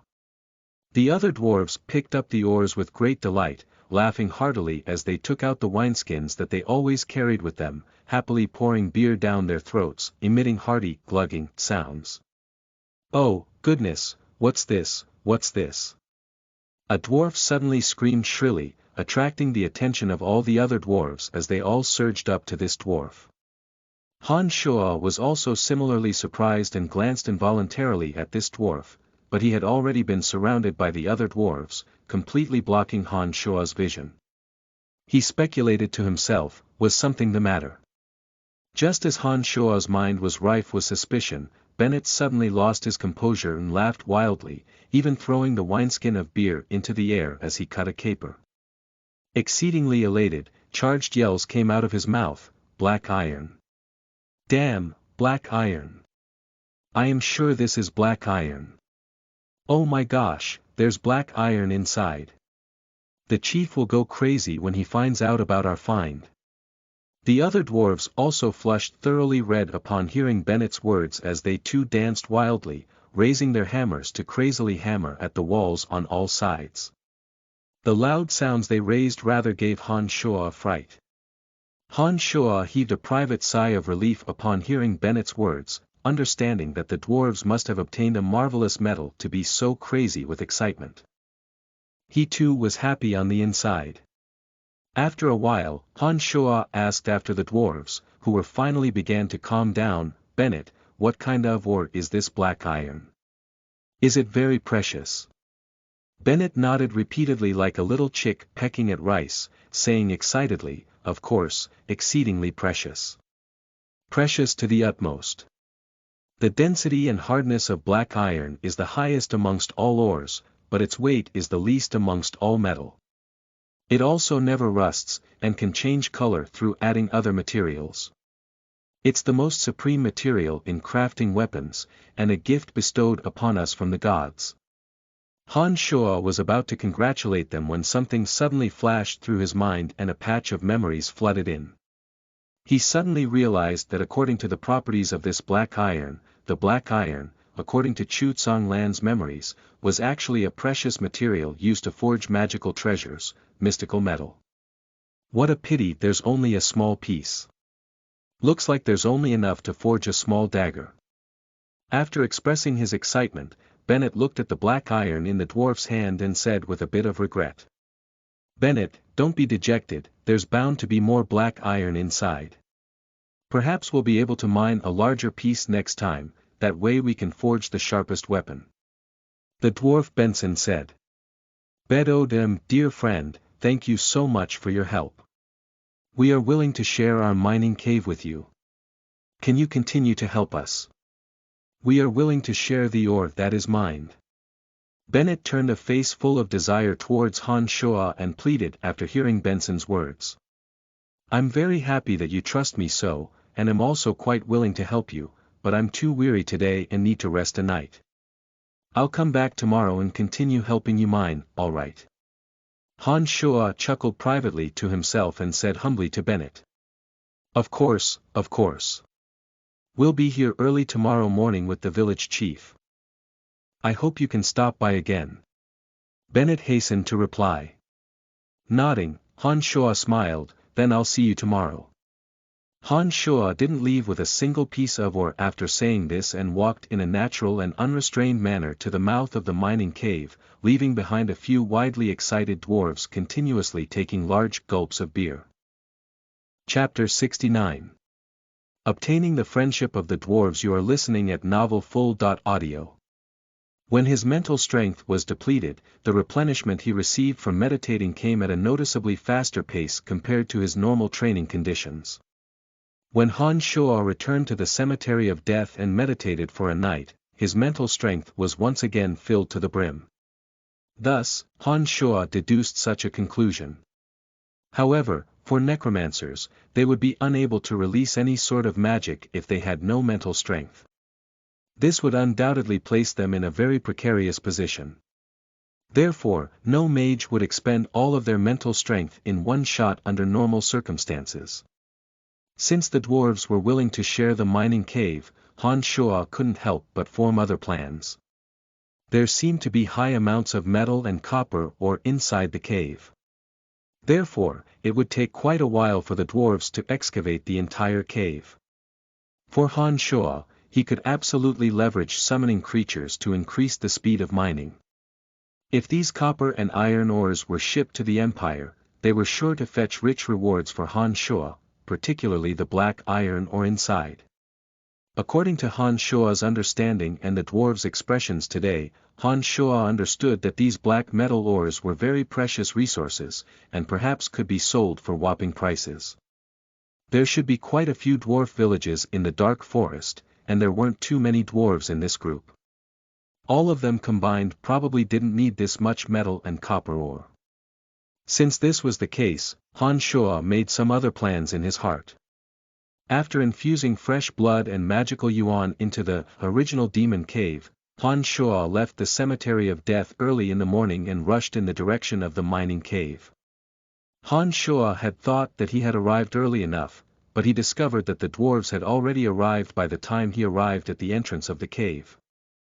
There was double the usual amount of dwarves today, and it seemed like they had been up all night long due to their excitement. Their eyes were all bloodshot, but their spirits were still highly stimulated. One of them had a grizzled beard and was leaning on a staff, in the middle of solemnly relaying instructions to the other dwarves. All the other dwarves, which included Bennett, all listened respectfully to his admonishments. Purposefully letting the sound of his steps attract the attention of the dwarves, Bennett immediately raised the iron hammer in his hand and called out when he saw Han Shuo appear, "Hi, dear friend, we've waited for you for a long time." When Han Shuo had walked close, the old dwarf with the grizzled beard bowed in the manner of humans to express his thanks to Han Shuo. He said benevolently, "Brave and strong friend, thank you for your repeated help. I am Chief Calvin of the dwarf village, and am very pleased to make your acquaintance. I'm called Han Shuo and am very honored to obtain your trust." This place was far from the academy and no one knew of his identity. Han Shuo therefore used his true name to interact with the dwarves. "Brave Han, your name is quite marvelous. I've never heard of anyone using such a name. Heh heh, the children say that you're a man worth trusting. Our village is willing to share the secrets of this mining cave with you. I just hope that we can coexist in harmony in the future." Calvin first looked at Han Shuo oddly, seemingly befuddled by his name, but his face then became wreathed in smiles and continued to talk. "Then, I think we can begin working." Although Calvin was neither in a rush nor too leisurely, the gazes of the other dwarves all flitted towards the cave behind them, obviously exposing their eager thoughts. Han Shuo did not speak further and directly proposed to start working. "No rush." Calvin thought and stared at Han Shuo. "Han, why are you helping us like this? We are willing to share the mining cave with you, but why didn't you take half of the iron and copper cores yesterday?" The elderly indeed thought more, and it seemed that the dwarves weren't an exception. Han Shuo looked at Calvin, was silent for a moment and explained.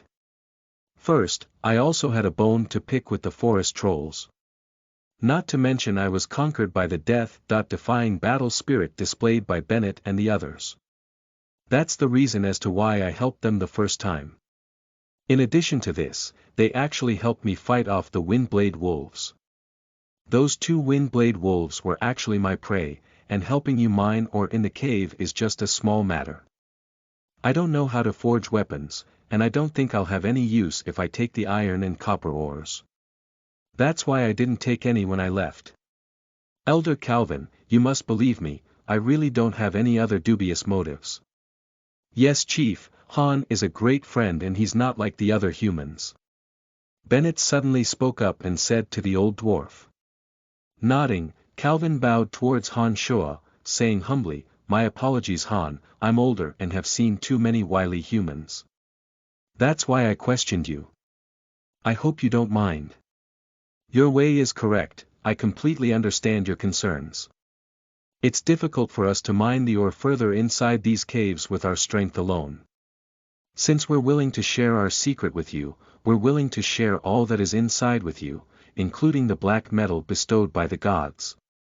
We're willing to share everything equally with you and hope you don't reject it, otherwise we'll truly be embarrassed." Calvin thought and made this solemn promise. Upon hearing his words, Han Shoa thought that although the dwarves were stubborn and possessed fiery tempers, they were indeed a race worth befriending. Han Shoa became a bit shamefaced about his own intentions after hearing Calvin's promise. He thought deeply for a moment, "Please be at ease, Elder, I absolutely agree with your suggestion. In addition, when I have enough black metal, may I sincerely request that you forge it into a weapon for me." "No problem Han, be at ease. If there is enough black metal, I will personally supervise them and create a weapon worthy of your use," Calvin promised with a smile. "All right, I think we can begin working." Han Shoa finally set aside his plans, thinking that his plans for the Demon's Lair edge were finally in motion. He smiled as he headed into the cave with the dwarves. After a half-day of mining, Han Shoa's mental strength was depleted once again and he left the cave in utter exhaustion. Today's haul was even richer than yesterday's. Apart from large amounts of iron and copper ore, they had once again obtained 2 pieces, one large and one small, of black metal. Han Shoa magnanimously handed the bigger piece over to the village chief and threw the smaller piece into his space ring. At the entrance of the cave, the dwarves packed everything away neatly and shouldered the ores with smiles that brightened their faces, planning on carting today's haul back to the village. "Dear Han, what kind of weapon do you wish to see forged?" Calvin asked before he left. After thinking for a while, Han Shoa took out his dagger and drew a sketch of the Demon's Lair edge on the ground. He pointed at the weapon outline on the ground and explained to Calvin, "This type of weapon would be nice. I would like the best and the sharpest, would you be able to complete it?" Calvin squinted his eyes and stooped down, observing the Demon's Lair edge sketch for a while. He spoke in deep thought, "I've never seen a weapon like this, I think this will be interesting. There should be no problem in creating it, but if you would like the best and the sharpest, we would need a few more materials. Our village likely doesn't have enough of them in supply." His thoughts racing, Han Shoa thought of the Boost Merchant Guild and privately thought that he really was going all out for this Demon's Lair edge. He said, "Please tell me what other materials are needed, Elder. I will find ways to collect all the missing or insufficient materials. I need a high-grade weapon. Do you have pen and paper?" "Of course." Han Shoa took out the pen and paper he had prepared before going to the Cemetery of Death from his space ring and handed it to Calvin. "Don't worry about the insufficient materials. I will find a way to gather all the materials together as quickly as possible." "Then all right." Calvin nodded and started noting down a list of materials on the paper. When he finished, he handed it over to Han Shoa, saying, "Han, as long as these materials are gathered, I can assure you that I will forge a weapon with an unparalleled edge for you. When the amount of my black metal is enough to forge this weapon, I will think of a way to collect these materials. I will be here earlier tomorrow to help mine the ore," Han Shoa said as he left the mines. Just like this, Han Shoa spent his subsequent 10 days with the dwarves, mining the caves. When Han Shoa had obtained enough black metal and the dwarves had all obtained a rich haul, Calvin proposed temporarily halting their mining operation and said that they should start forging these ores into weapons. They could mine again in the future when they ran out of weapons. Han Shoa had already obtained the dwarves' trust during this time and accepted Calvin's invitation to visit their village and drink heavily in celebration. Thus, he knew the correct way to their dwellings. After Han Shoa infused fresh blood and magical yuan into the original demon cave earlier than usual. He then made direct use of the transportation matrix to leave the Cemetery of Death.